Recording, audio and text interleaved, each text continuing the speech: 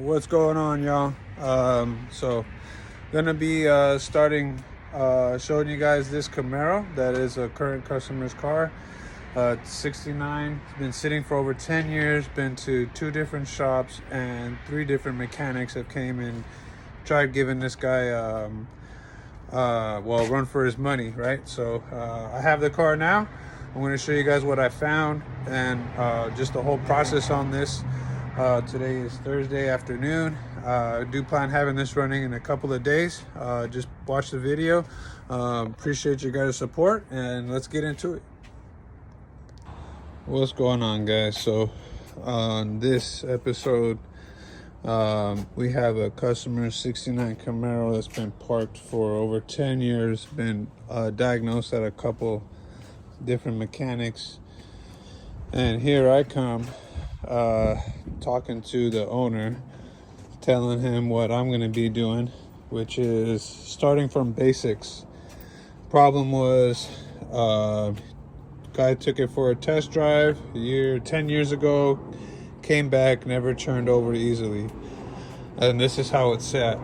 Besides the new battery, which is too small, 550, supposedly this is a built motor, moderate build, and has decent parts. Can't argue with those, but these guys have been changing stock starters, which is a no-go when you have a good, high compression, high cam, high profile lift cam. The second thing I noticed was burnt wires, because they used stock length spark plugs, which when you use them with headers, these will hit.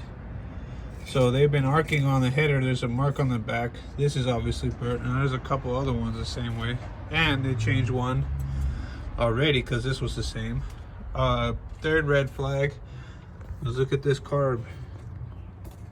Bunch of washes here. I pressed down and it doesn't even do anything. So that's showing me the diaphragm's either stuck.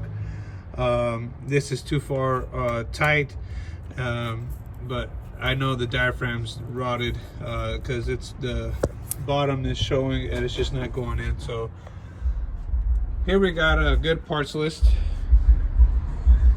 Powermaster mini starter, surprisingly cheap.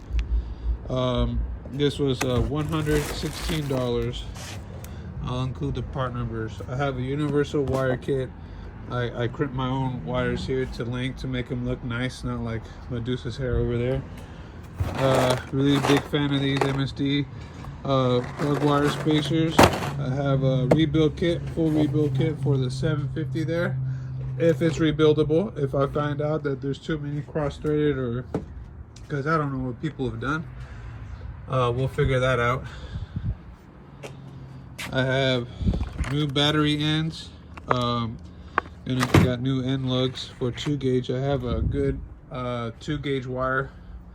I'm going to be replacing this wire as well as the ground with to make sure that everything's good.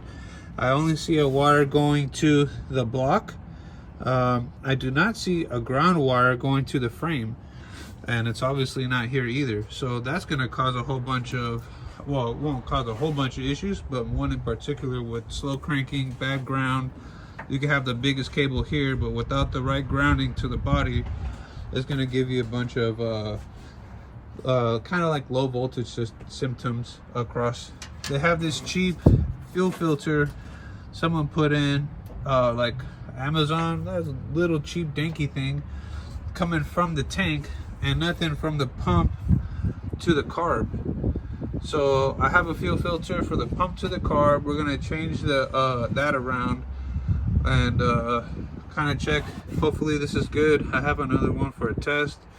That's an older system, but still a good distributor, so we'll give that a try, and we're gonna go from there. So all right, so let's look at this. We have this carburetor. Excel pump isn't doing anything. You can see the spring is compressing. Let's watch this. Look at that spring. Excel pump not moving. Now let's see this. We have cracked distributor vacuum line or ported vacuum line, right?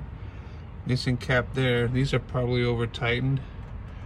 Look at this. When I when I do this.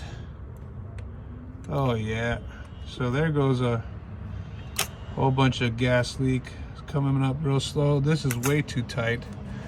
So, and Teflon tape, there's no need for Teflon tape here, guys and gals. There's this is not even seated all the way. So we have a whole crappy rebuild. Let's take this off and see what we're working with. All right, so got the phone rested temporarily.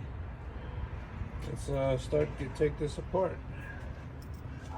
Now, we do have a battery connected, but I'm not going to be touching no positives. I already have this loosened up.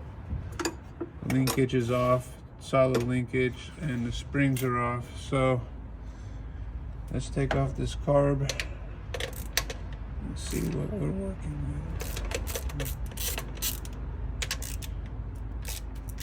It does kind of feels a little on the tight side, but not too much, so that's good. Unless it's already, like I said, this is been on and off a couple times. So let's see what we're working with here. I was taking the whole studs off. These lock nuts are not necessary for a carburetor.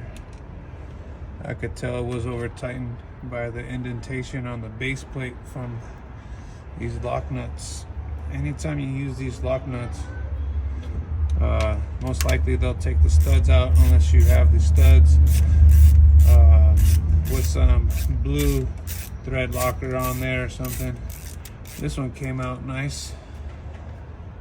That's good. And this is feels like it's coming out nice too. So this shot, yeah, it's just a nut. All right. So 2 for 2. Not too bad. Alrighty, let's see what we're working with here.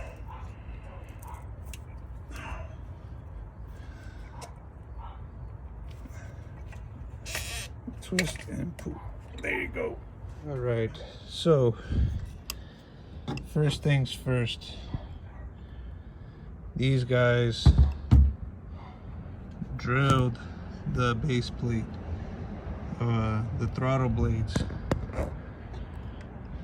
That is not necessary. Let's see what comes out of here for fuel.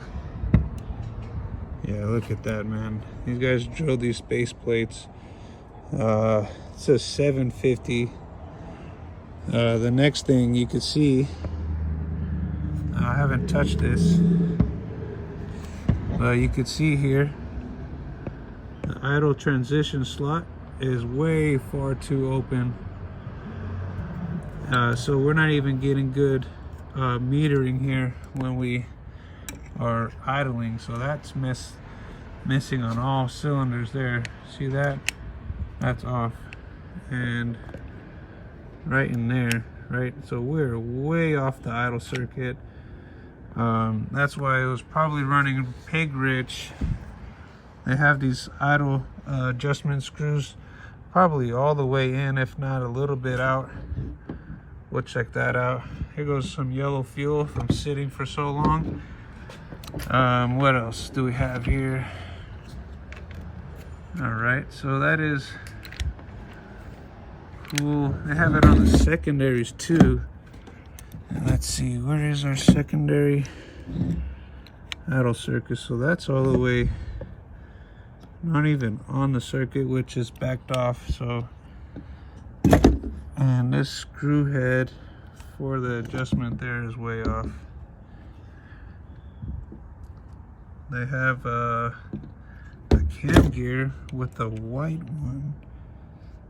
I'm not sure if that is factory. It might be, I'm not gonna lie. Seem to be matching, but here goes. The secondary diaphragm was changed, and the primary is just a black one. It doesn't even push down. And there goes our screws. All sorts of messed up.